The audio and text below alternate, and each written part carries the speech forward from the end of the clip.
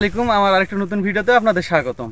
আমি আজকে এসেছি এই মুহূর্তে আপনারা দেখতেই পাচ্ছেন যে একটা ধানের জমিতে ধানের বর্তমানে অনেক কয়টি সমস্যা রয়েছে। তার মধ্যে আজকে আমরা কৃষকের কাছে শুনবো যে বর্তমানে যে আবহাওয়া আছে এমন পরিস্থিতিতে আপনার ধানের যে করণীয় মানে গুরুত্বপূর্ণ কিছু টিপস রয়েছে। এর আগে আমরা কৃষকের কাছে শুনবো যে বর্তমানে ওনার জমিতে কি সমস্যা। এর আগে আমরা শুরুর দিকে একবার এসেছিলাম, এখন মোটামুটি দেখতে পাচ্ছেন ধান বের হয়ে যাচ্ছে, এখনো ফুল ছড়া শেষ হয় নাই।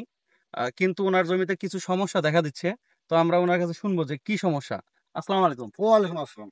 আচ্ছা, আপনার কি সমস্যা একটু বলুন তো দেখি যে আপনার সাথে আরো কৃষকের মিল আসে কিনা, বা যদি আপনারটার সাথে ওনারটা মিল হয় তাহলে হয়তো ট্রিটমেন্টটা একটা হলেই সমাধান হয়ে যাবে। সমস্যা হলো কি, এই জমিতে যেমন এই যে ধানের শীষ মইরা দিতেছে, শুকনো শীষ। আচ্ছা আচ্ছা। এই শীষের গোড়ে এই যে আপনার এই পোকার মতো দেখা যায়, মানে টাংটি পচে গেছে, পচন ধরছে। আহ, আবার কোনো কোনো ধানের শীষে দেখা যায় যে কিছু কিছু ধান কালো হয়ে যাইতেছে, অর্ধেক কালো হয়ে যাইতেছে। সমস্যা এইটাই। আচ্ছা, প্রথম সমস্যাটাই হচ্ছে যে আপনার এই যে এইটা দেখালো যে সাদা শীষ পুরাটাই মরে গেছে। হ্যাঁ, এইটার পেছনে কারণ হলো যে এখানে আপনার ছিদ্রকারী পোকা রয়েছে। এখানে আমরা অনেকেই মাজরা হিসেবে গণ্য করি, আসলে এটা মাজরা না, এটা আপনার ছিদ্রকারী একটা পোকা। এটা নতুন বাংলাদেশে আস্তে আস্তে দিন যাচ্ছে, যা যতটুকু আধুনিক আহ, যুগ আসতেছে আধুনিক পোকাও বের হচ্ছে বা আধুনিক সমস্যাগুলোও দেখা দিচ্ছে। তো আরেকটি সমস্যা হচ্ছে যে আপনার এই যে মাথার মধ্যে এক সাইড দেখালো যে আপনার এই যে এই সাইডটা হ্যাঁ, হ্যাঁ, দেখালো যে ধান কালো লাল হয়ে হয়ে যায়। যাচ্ছে বা কালো হয়ে যাচ্ছে। এটি হচ্ছে যে পোকার কারণে হচ্ছে, আর এটি হচ্ছে ব্যাকটেরিয়ার কারণে হচ্ছে। এইটা যদি আপনারা এই মুহূর্তে আপনারা ট্রিটমেন্ট করেন তাহলে কিন্তু এটা এখন আর সমাধান করা যাবে না। কি জন্য? কারণ এটা যদি আপনি সমাধান করতে যান তাহলে আরো বেশি খারাপ হবে। কারণ হচ্ছে আপনাদের আমি আরেকটা কথা বলে রাখি, এটা খুব গুরুত্বপূর্ণ কথা।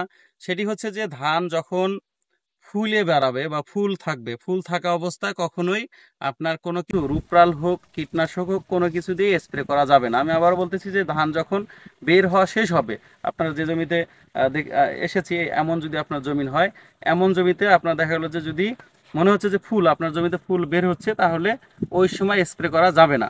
ফুল যখন ভিতরে ঢুকে যাবে, যখন আপনার দেখা গেলো যে ফুল ঝরা শেষ হয়ে যাবে, মাথাটা একটু হেলে যাবে, সেই ক্ষেত্রে আপনার যদি রূপরাল জাতীয় যে ছত্রাকনাশকগুলো রয়েছে সেগুলো আপনার স্প্রে করলে করতে পারেন। বাজারে অনেকগুলা বর্তমান দানাপুষ্ট হওয়ার কিছু ছত্রাকনাশক রয়েছে, মিস্টার টপ, সেলটিমা বা নাটিভো, এগুলা যে কোনো একটা দিয়ে আপনি স্প্রে করলে করতে পারেন সঠিক মাত্রায়। আরেকটি হচ্ছে যে সমস্যাটা, সেটি হচ্ছে যে আপনার শীষের এক সাইড থেকে আপনার দেখা গেলো যে সাদা হয়ে যাচ্ছে বা আপনার কালো হয়ে যাচ্ছে।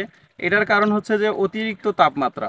বর্তমানে কিন্তু অতিরিক্ত তাপমাত্রার কারণে দেখা গেলো যে এটা আপনার ব্যাকটেরিয়া একটা রোগ দেখা দিচ্ছে, বা এই রোগটার সমাধান হচ্ছে যে আপনার যদিও দেখা গেলো যে এই মুহূর্তে যদি স্প্রে করেন তাহলে কিন্তু আপনার সমাধানের চেয়ে ক্ষতি হবে বেশি।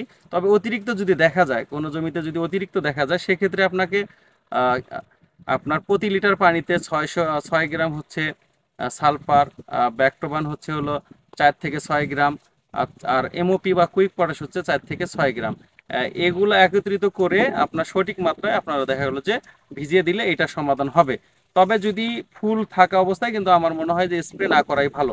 তবে সর্বোপরি একটা কথা বলি যে আপনারা যদি কোনো ট্রিটমেন্ট করেন থর অবস্থায়, যখন কায়স্তর বা ট্যাপটা বা থর যখন থাকবে, সেক্ষেত্রে আপনারা যদি স্প্রে করেন তাহলে কিন্তু এটা সমাধান বেশি ভালো হবে। তাহলে এই পোকাগুলোও বেশি থাকবে না, আবার দেখা গেলো যে আপনার এই যে ব্যাকটেরিয়া জনিত যে সমস্যা সেটিও হবে না। এখন এই মুহূর্তে যেহেতু স্প্রে করা যাচ্ছে না, তাহলে প্রধান যে একটা ট্রিটমেন্ট সেটি হচ্ছে যে জমিতে পর্যাপ্ত পরিমাণে পানি দেওয়া। যদি নিচে আপনারা পর্যাপ্ত পরিমাণে এই সময় পানি দেন তাহলে দানাও যেমন পুষ্ট হবে, আপনার এই রোগটা থেকেও একটু মুক্ত পাবেন। এখন যেহেতু স্প্রে করা যাচ্ছে না, আপনি যতটুকু পারেন পানি যতটুকু বেজে রাখা যায় আর কি, যদিও মোটর কারেন্ট থাকে না, তারপরও যতটুকু আপনার সম্ভবপর হয় পানি একটু বেজে রাখেন, পানি যত কোনোভাবে জমি থেকে না শুকিয়ে যায়, তাহলেই দেখবেন যে ইনশাল্লাহ আপনার এই সমস্যাটা সমাধান হয়ে যাবে। তো ধন্যবাদ আপনাকে। আসসালামু আলাইকুম। ওয়ালাইকুম আসসালাম। আপনাকেও আমার মাঠ পরিদর্শন করার কারণে আপনাকে অনেক অনেক ধন্যবাদ।